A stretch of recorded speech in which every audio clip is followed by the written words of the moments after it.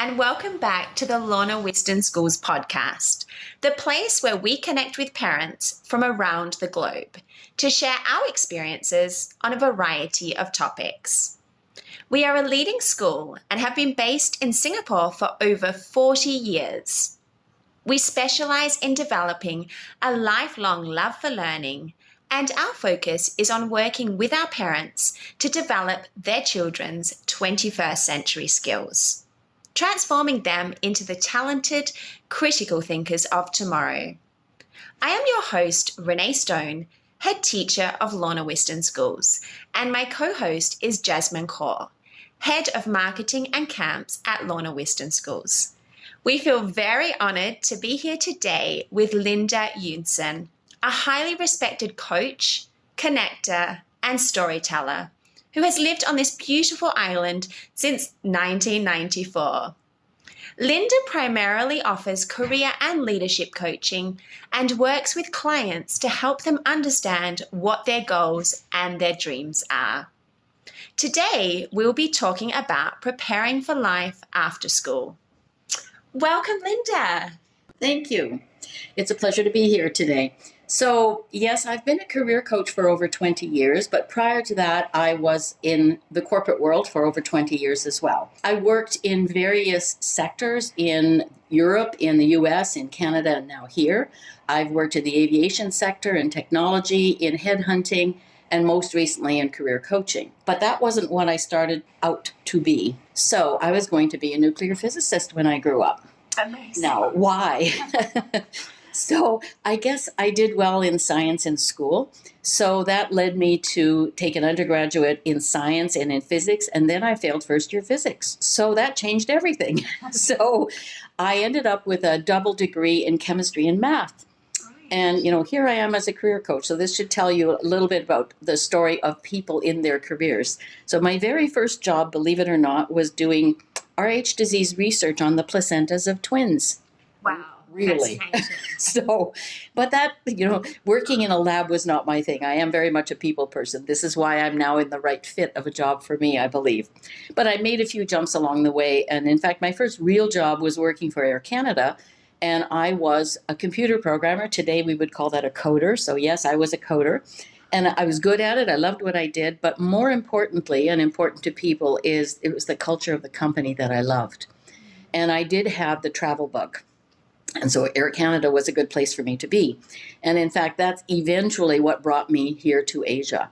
So I came here with a technology company. I worked for an American technology company in marketing and sales. But when I came here, what happened was, I have to go back a bit. I worked with a career coach. They didn't call them that in those days. In the early 90s, they were career counselors. And I was working for a technology company in Boston, didn't like my job, saw a career counselor at Harvard, and she did one of those assessments on me like I do with some of my clients. And basically she said, what on earth are you doing in a large company? What are you doing in high tech? And what are you doing in a staff position? And what came out was human resources or counseling. So here I am 20 years later. But at that time, I already had a good job. I was making good money, and I didn't want to start over again.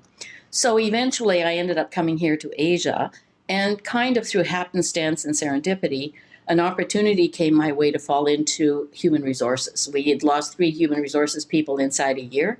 My boss said, would you do it? I said, sure. And that's the rest of the story. I loved human resources because I was coaching people more officially. Unfortunately, then, and I was the head of HR for Asia Pacific for this company, and they got bought. And then there were 2 of us, and I didn't win. So but at that same time, the University of Chicago Booth School of Business came along and hired me to set up career services for them. So, and I loved it. It's the best job I've ever had. I was with them for 15 years. I coached almost 2,000 of these Chicago Booth MBAs, students and alumni, and I loved it, and I still do. But unfortunately, another happenstance thing happened, and the University of Chicago decided to shift their campus to Hong Kong. I decided not to go. So I set up my own coaching practice, and I now coach. I have private clients, but I also coach part-time at INSEAD, the French Business School, for the younger full-time MBAs. And I also coach the executive MBAs at NUS as well as at SMU.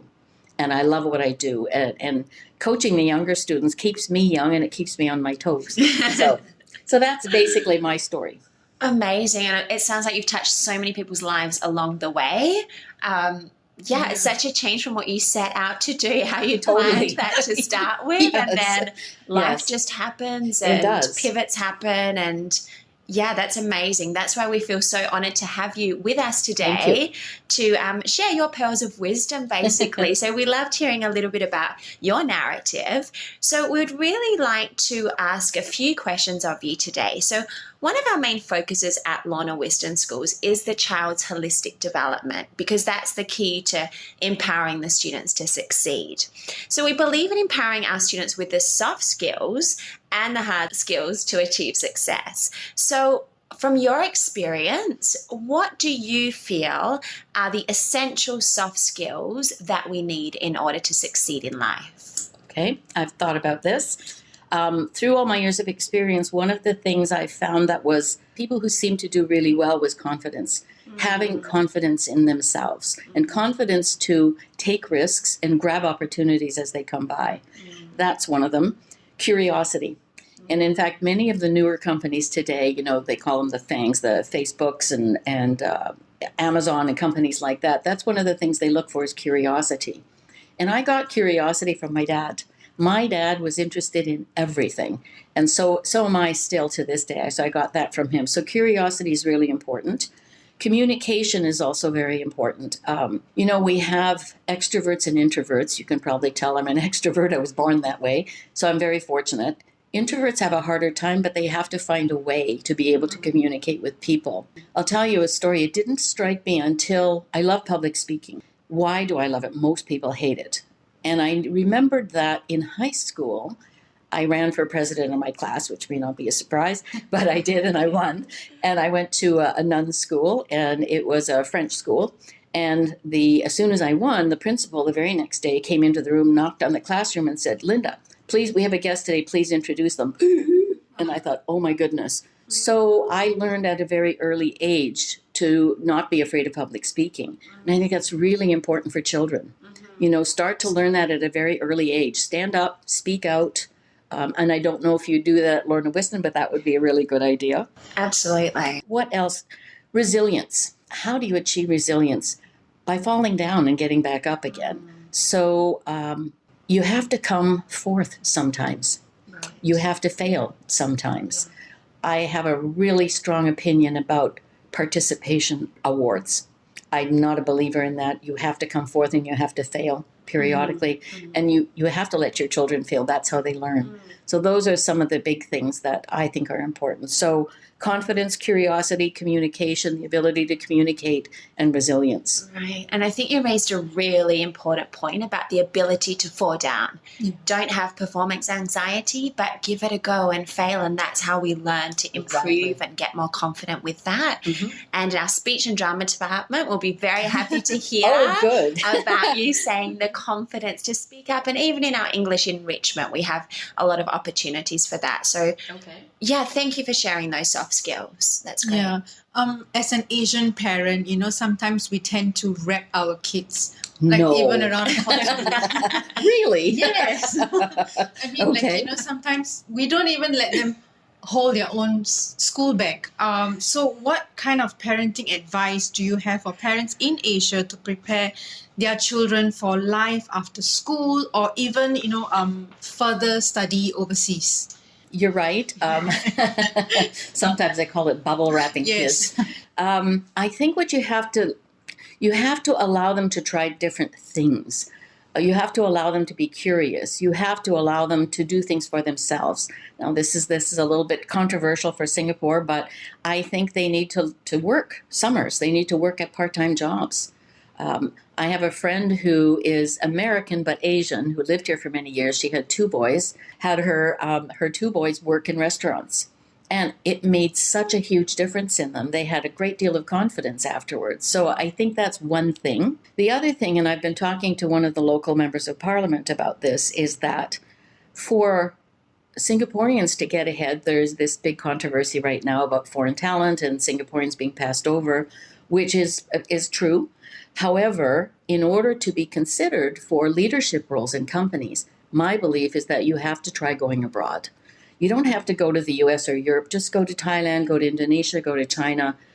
And I've encouraged them for exchange programs, especially undergraduate, to please, organize programs so that they can learn a different perspective and maybe do their own laundry and things like this to teach them a little bit of resilience. So that's what I would encourage people to do. Yeah, that'd be really helpful. Yeah.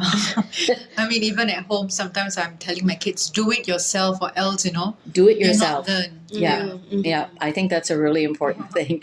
We had to do that where I come from. I worked every summer. And I worked evenings and weekends, and I was selling men's ties in a department store. But, I earned money, and it gave me some confidence in myself and in speaking to people as well. Right. So, Yeah, absolutely. So you were mentioning about the soft skills and curiosity being a very important soft skill. So there are many students who are preparing for university, but they don't exactly know what course they'd like to take. So why could this be beneficial? That's a great question. So I like the idea that they don't know what they want to do. And again, parents may find this controversial, but what I say is let them try a few things.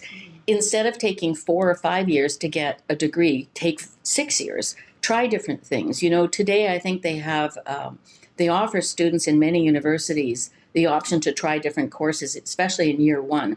And I say try a variety. See what fits for you. As I mentioned, that my first job was doing medical research on the placentas of twins. I didn't talk about the second. That lasted less than a year. My second job is even more exciting. I was calculating the depreciation of wooden telephone poles for a telephone company. Amazing. How exciting was that? So it was my math skills, I suppose. And I didn't last long in that job either. So, try different things. And if it doesn't work, I have a niece who she decided she would study anthropology of all things. And yes, she liked it, but one day the light bulb went on and she just decided she wanted to become a nurse. She's a fabulous nurse and she absolutely loves it. So try different things. Try a variety of courses. That's what I would recommend.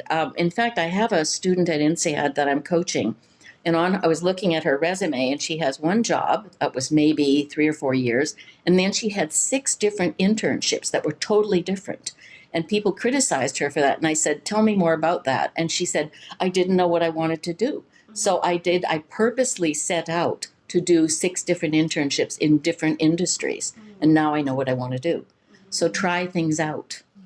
Yeah, absolutely. It's having those experiences to know your true calling or your true passion. Absolutely. In fact, there are a couple of Stanford professors who teach a course called Designing Your Life, and they use design thinking techniques to help you design your life. And one of the things they talk about is instead of leaping into a new job because it looks like a great job or career, prototype it. So how do you prototype it?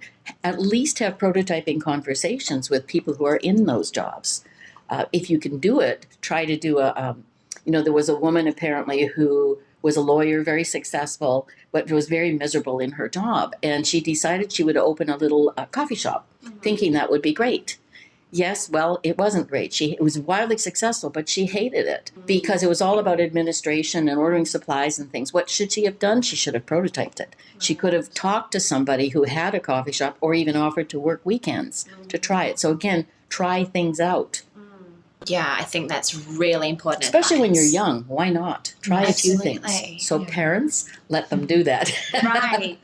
Absolutely. Words of advice there. Wise words. I'm looking at Jasmine as I say that. Yes. How important is one's personal brand as a professional? It's critical. Reputation is everything. So you need to start. When I was working at Chicago Booth, one of the professors teaches, he's not an economist, he teaches leadership. He does a whole class just on reputation. And he talks about the fact that your reputation starts early. And at university, if you're in a study group, that's where you start your reputation. Be honest, be truthful, do the work. For me, if you ask yourself, what do people say about you? What do you think people say about you when you're not in the room, So, what's Jasmine like? What would people say? For me, luckily, what they say is, oh, Linda knows everybody. Well, I don't, but I am particularly good at networking and connecting with people. We have heard that. We have heard Linda knows everyone. So your reputation, so that's kind of my brand. But it took me a long time to figure that out. So that's the other thing for children, is recognizing maybe what their skills are and trying different things. And so you can combine, what are you interested in? This is what I do with some of the MBA students. What are you interested in?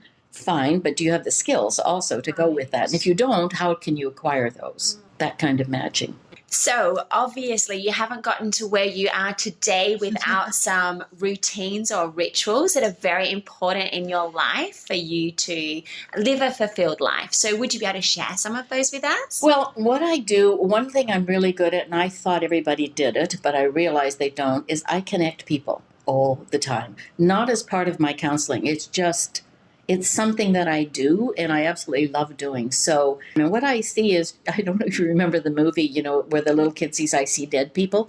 I see connections. So if I meet somebody who says, let me make this up, says they're in mining, and I say, oh, you should meet so-and-so, boom, boom, boom. And I can think of 10 people in mining, and I'll think of who might be connected to them, and I connect them. That's the other thing I wanted to talk about as well, is that pay it forward.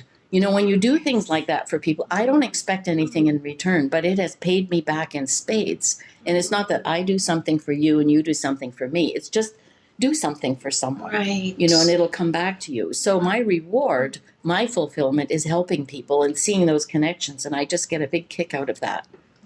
I love the movie Pay It Forward.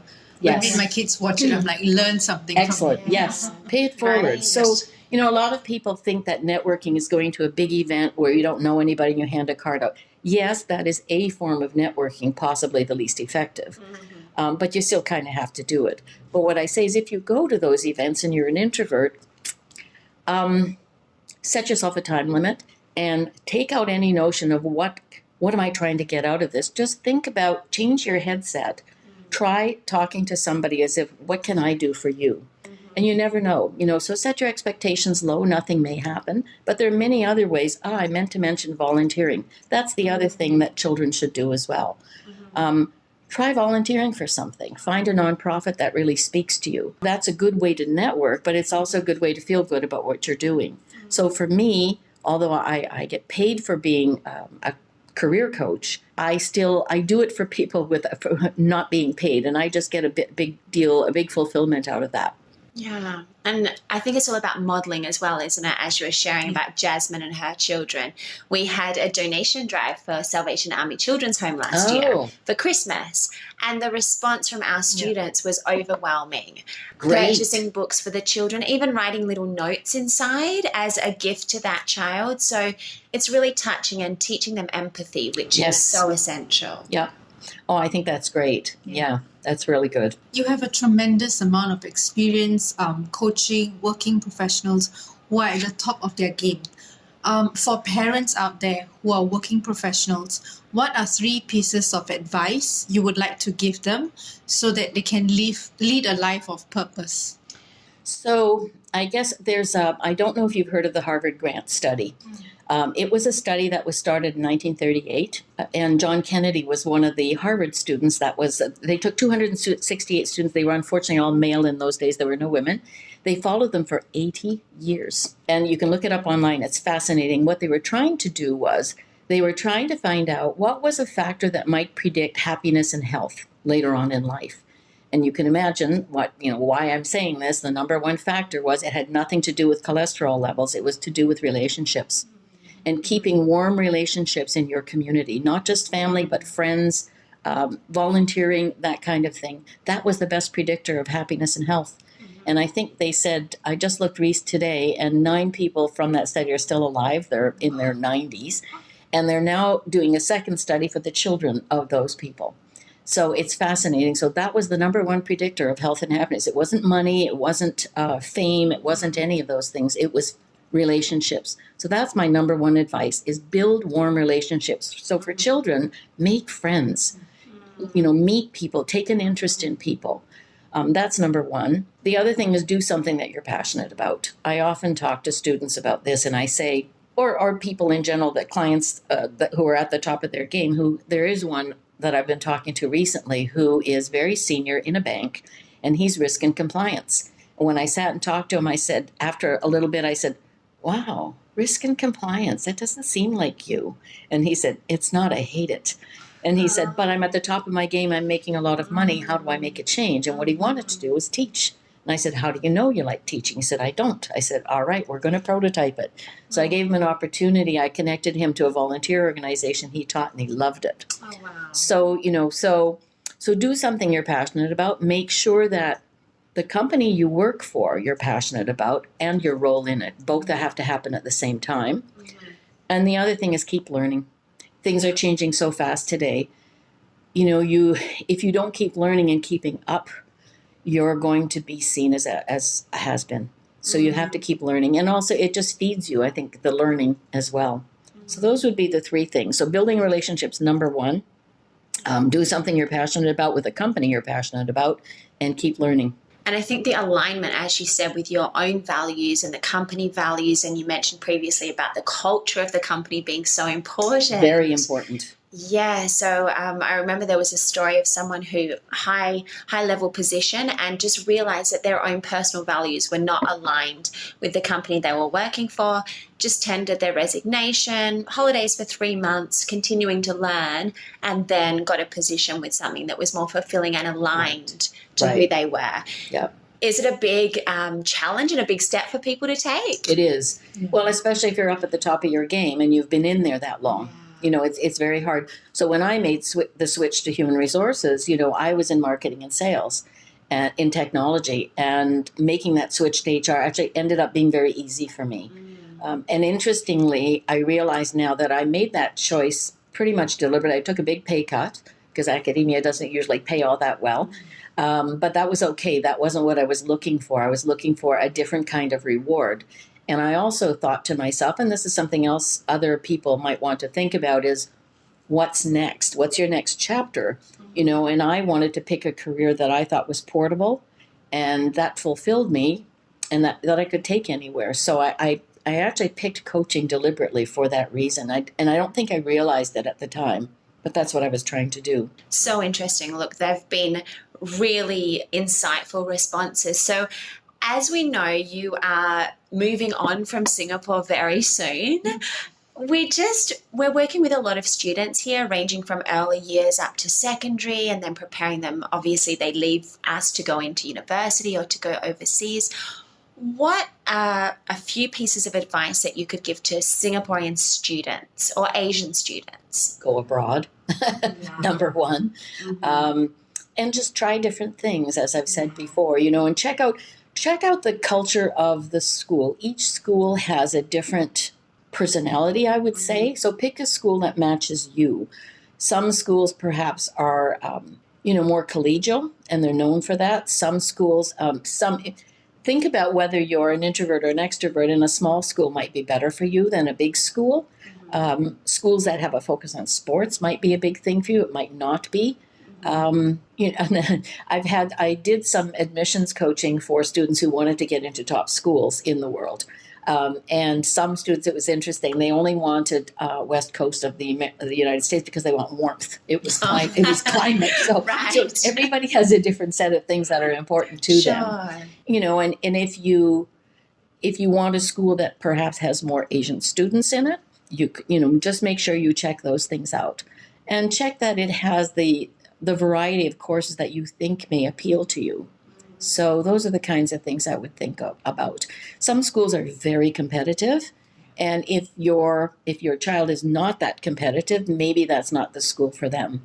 So you have to think about those things. Great. Thank you. Really insightful. Well, thank you so very much for joining us today, and thank you for your time, Linda. We've learnt a lot from you. Most welcome. Yeah, and we're sure our listeners will as well. So thank you, and all the very best as you make the move. And my last point, I'm not retiring. COVID has done me a favor by making online coaching perfectly acceptable.